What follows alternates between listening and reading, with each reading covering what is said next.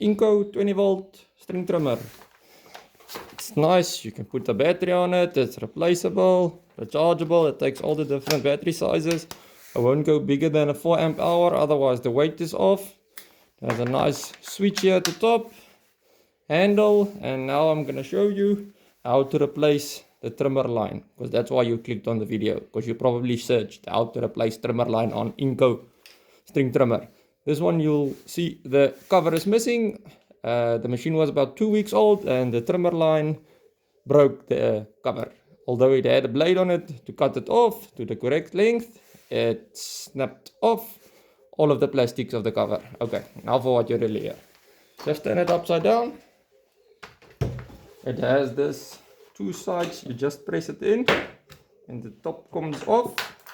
And then it has two sides here. It's only a single-sided feed. It's not both like other weed eaters.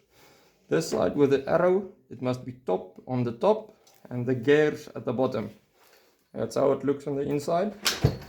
If you want to replace it, you usually get one that's already wound up.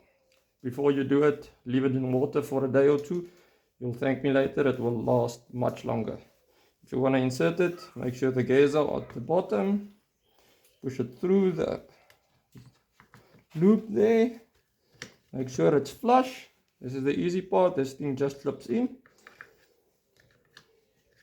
Just make sure that's flush. Yes. It slips in. And there you are. Now you will see there's a small button. On the bottom, a small button. You can press that to release some line if you want to change the length you want. Yeah, I would recommend don't go longer than that. You'll hear the machine bogging down, losing power. Thank you for watching. Subscribe.